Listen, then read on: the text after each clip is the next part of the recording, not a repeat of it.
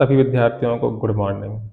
आज हम फिर पुनः कक्षा 12 का मैथ मेरा अनसॉल्व्ड का 2025 का सेट नंबर पहला हल करेंगे। पिछली वीडियो में हम कुछ प्रश्नों को हल कर चुके थे, लॉन्ग क्वेश्चन को। आज हम सवाल नंबर 6 में को हल करेंगे और उनके विभिन्न भागों को हल करेंगे। जैसे ध्यान दो, उसमें हमारे पास 6वां क्वेश्चन दिया गया है। 6वां क्वेश्चन हमारे पास है सांतत्यता का दिया गया है। सभी है ना, ये दो 6वें का हमारे पास है एफ एक्स बराबर। अभी क्वेश्चन क्या दिया गया हमारे पास है, एफ एक्स बराबर एफ एक्स के हमारे पास 3 वैल्यू दी गई हैं। कितनी हमारे पास? 3। एक माइनस के 2, ये कब है? यदि एक्स का जो मान हमारे पास छोटा है -1 से और बराबर है तब के लिए -2 दिया गया है। एफ एक्स का मान 2x हमारे पास दिया है, ये कब के लिए दिया गया? जब एक्स का मान वहां पर -1 से बड़ा है और 1 तक है। और इसके बाद एफ एक्स का मान 2 दिया गया है, कब के लिए दिया गया है? जब एक्स का मान हमारे पास 1 से बड़ा है। किससे बड़ा है?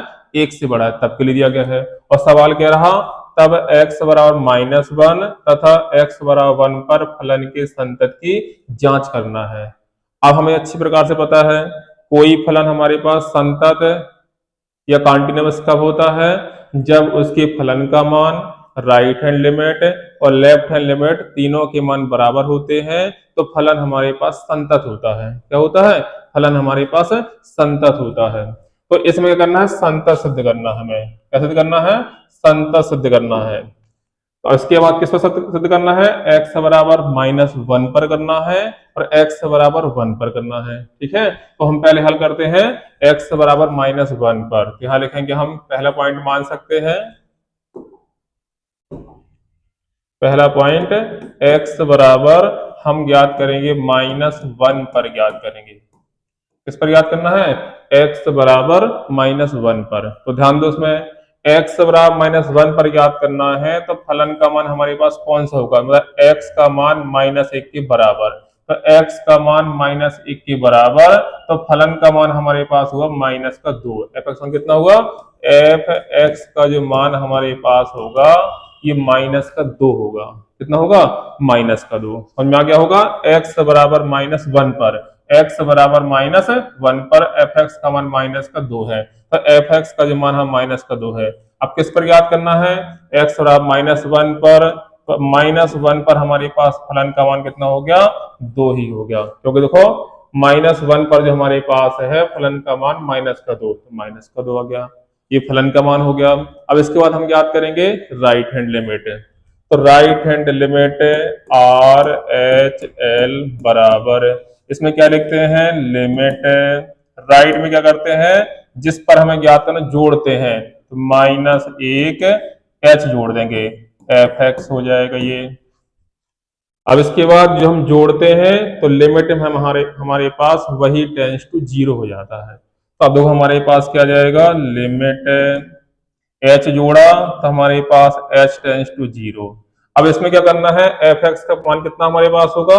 x का जो मान हमारे पास है -1 से अधिक है, तो x का जो मान हमारे पास है -1 से अधिक है तो फलन का मान कितना होगा? 2x हुआ। तो 2, अब s के स्थान पर रखना -1 प्लस h, -1 प्लस h। अब इसको आगे सॉल्व करेंगे तो लिमिट खोल देंगे हम, ये आ जाएगा लिमिट h टेंस टू 0 2। ये लिमिट खोल दो इसकी, तो लिमिट खोलेंगे इसमें हम तो बराबर 2 -1, h की वैल्यू 0 हमारे पास है तो बराबर हमारे पास आ जाएगा -2। तो हमारे पास राइट हैंड लिमिट का मान हो गया -2। फलन का मान कितना हमारे पास है? -2। इसके बाद देखो लेफ्ट हैंड लिमिट निकालेंगे। तो लेफ्ट हैंड लिमिट हमारे पास है limit x tends to -1। Left limit क्या करते हैं? घटाते हैं, तो माइनस का h हो जाएगा। और यहाँ फलन का मान हमारे पास है एफ एक्स है, तो बराबर लिमिट हमने h घटाया है तो लिमिट हमारे पास h टेंस टू 0। अब देखो x का जो मान हमारे पास -1 से छोटा, x का जो मान हमारे पास है -1 से छोटा, देखो x का मान क्या है? -1 से छोटा। तो x का मान हमारे पास -1 से छोटा कितना हमारे पास है? इसका जो मान अभी हमारे पास है -2। अब h इसमें है नहीं है तो इसका जो मान हमारे पास -2 आ जाएगा। अब देखो फलन का मान, राइट हैंड लिमिट और लेफ्ट हैंड तीनों बराबर है, तो हम लिख सकते हैं एफ माइनस वन बराबर आर एच एल बराबर एल एच एल।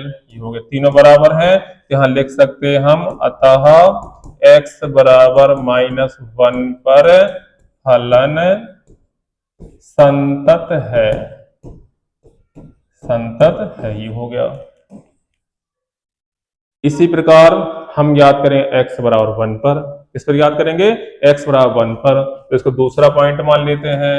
दूसरा पॉइंट हमारे पास x बराबर वन पर याद करना है, इस पर याद करना है x बराबर वन पर। अब देखो इसमें एफ एक्स के तीन मान हमारे पास हैं, x बराबर वन पर फलन का मान कितना होगा, x का मान हमारे पास वन के बराबर है, तो फलन का मान कितना हुआ 2x है, तो हमारे पास ये आ जाएगा एफ एक्स बराबर 2x है। अब किस वैल्यू निकालनी है, वन पर याद करना, तो एफ वन बराबर 2 मल्टीप्लाई वन इक्वल कितना 2, तो हमारे पास 2 आ जाएगा, तो फलन का मान कितना हो गया 2। अब इसके बाद हम फिर याद करें राइट हैंड लिमिट, तो राइट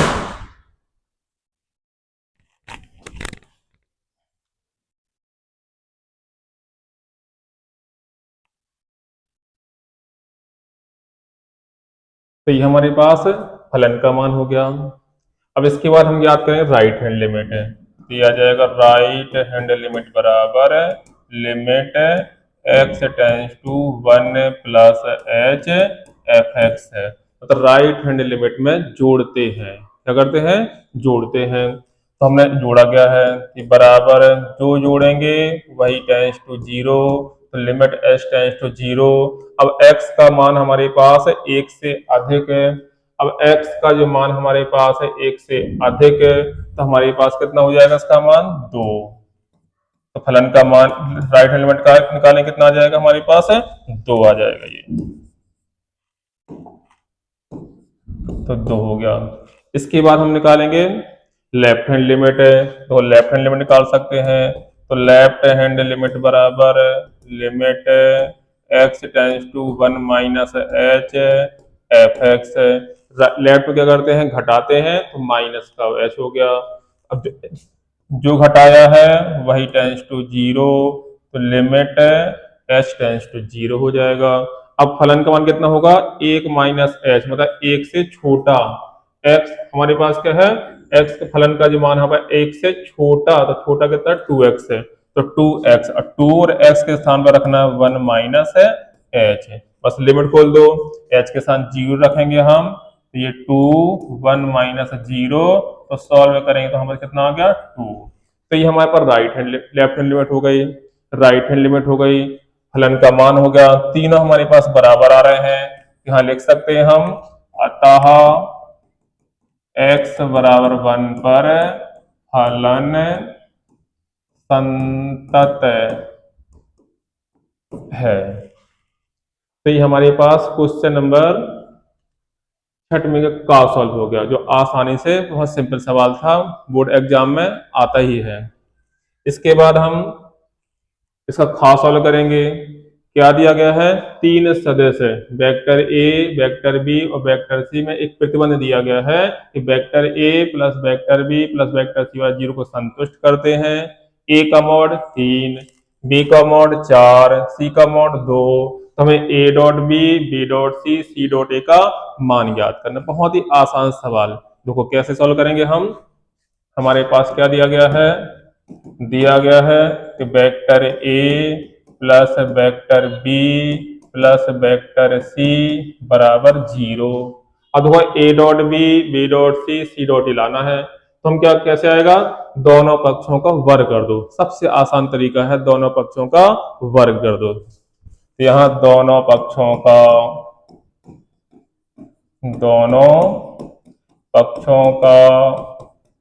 वर्ग करने पर, वर्ग करेंगे इसमें, तो vector A plus vector B plus vector C का होल स्क्वायर बराबर 0। वर्ग करो उसमें, तो A square plus B square plus C square 2 into vector A dot vector B plus vector B dot vector C dot vector A बराबर 0।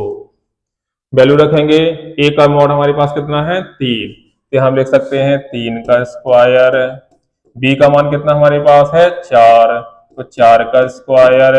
सी का मान कितना हमारे पास है 2, तो 2 का स्क्वायर। अब ये हमारा 2 into vector A dot B vector B dot C vector C dot A बराबर हमारे पास है 0। अब इसको सॉल्व करो। 3 त्रिका 9, 4 चौके 16, 2 का वर्ग 4 plus 2 into vector A dot vector B dot vector C dot vector A बराबर 0। इसको जोड़ेंगे। 16 4 20 9 29 है, ये आ जाएगा 29 है plus 2 into vector A dot B vector B dot C vector C dot A बराबर हमारे पास 0। और आगे सॉल्व करेंगे इसे, 29 को ट्रांसफर करेंगे तो माइनस 29 हो जाएगा। तो 2 into vector A dot B vector B dot C vector C dot A बराबर हमारे पास माइनस का 29। अब इसकी वैल्यू हमें ज्ञात करनी है, तो जिसको हम आसानी से ज्ञात कर सकते हैं। Vector A dot vector B dot vector C dot vector A बराबर हमारे पास माइनस का 29/2। बस यही आंसर हो गया। तो आसानी से सॉल्व हो गया हमारे पास। इसी क्रम में देखो खा हमारे पास हो गया। अब हम गा को हल करते हैं।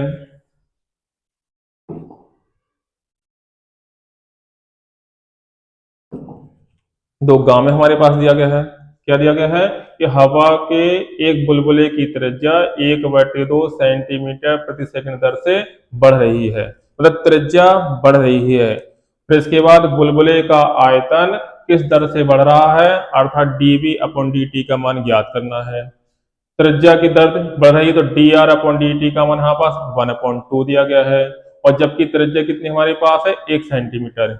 ये जो सवाल हमारे पास है अवकलन के अनुप्रयोग का है। किसका है, अवकलन के अनुप्रयोग का। बहुत ही आसान सवाल, जो सॉल्व करते हैं। हवा के एक बुलबुले की त्रिज्या 1/2 सेंटीमीटर प्रति सेकंड दर से बढ़ रही है, अर्थात हमारे पास मान दिया गया है dr अपॉन dt का मान 1/2 सेंटीमीटर प्रति सेकंड। बुलबुले के आयतन किस दर से बढ़ रहा है, तो dv अपॉन dt का मान हमें ज्ञात करना है। अगर घट रही होती तो माइनस आता। फिर इसके बाद क्या दिया गया है, त्रिज्या r बराबर हमारे पास है 1 सेंटीमीटर। कितना दिया गया है 1 सेंटीमीटर। अब देखो उसमें हमें आयतन में ज्ञात करना है। जो हवा का जो बुलबुला हमारे पास होता है तो लगभग एक ठोस गोला माना जाता है, तो हमको पता है आयतन, तो यहां लिखेंगे बुलबुले का आयतन। पता है, और भी लिख सकते हैं हवा के बुलबुले का आयतन। हवा के बुलबुले का आयतन, तो हमने सूत्र पढ़ा आयतन V बराबर 4/3 पाई r क्यू होता है। क्या होता है, V बराबर 4/3 पाई r क्यू।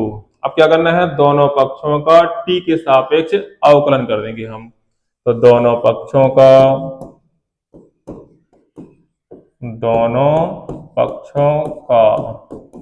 t के सापेक्ष है, t के सापेक्ष अवकलन है। अवकलन करेंगे तो यह आ जाएगा dv अपॉन dt बराबर 4/3 पाई स्थिरांक है। r घात 3 का अवकलन करेंगे तो हमारे पास 3r² आ जाएगा। फिर r का करेंगे तो dr अपॉन dt, 3 से ये 3 कट हो जाएगा, तो हमारे पास आ जाएगा dv अपॉन dt इक्वल कितना बचा 4 पाई r², 4 पाई r² dr अपॉन dt। इसकी वैल्यू रखेंगे तो 4 पाई। r की वैल्यू कितनी हमारे पास है 1 है, तो 1 का स्क्वायर हो जाएगा। dr अपॉन dt वैल्यू कितनी हमारे पास है 1/2, यहाँ 1/2 रख देंगे, 2 से कट जाएगा, 2 2 जा 4, तो बराबर हमारे पास आ जाएगा 2 पाई। अब आयतन हमारे पास है तो सेंटीमीटर क्यूब प्रति सेकंड, सेंटीमीटर क्यूब प्रति सेकंड। तो ये हमारे इस सवाल का आंसर हो गया, समझ में आ गया होगा। इसके बाद देखो अगला सवाल हमारे पास है, इसको बाद में देखते हैं।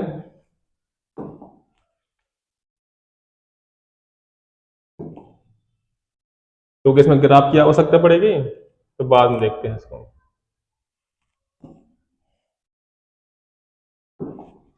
अगला प्रश्न हमारे पास प्रायिकता का दिया गया है, वेरी वेरी मोस्ट इंपॉर्टेंट है, बहुत ही साधारण सवाल हमारे पास। क्या दिया गया है, किसी प्रश्न को 3 छात्रों ए बी सी के द्वारा हल करने की जो प्रायिकता हमारे पास है 3/10, 1/5, 1/10 है, तो प्रश्न के हल हो जाने की प्रायिकता ज्ञात कीजिए। क्या करना है, मतलब प्रश्न के हल हो जाने की प्रायिकता, मतलब कम से कम 3 छात्रों में से कोई एक छात्र हल कर दे।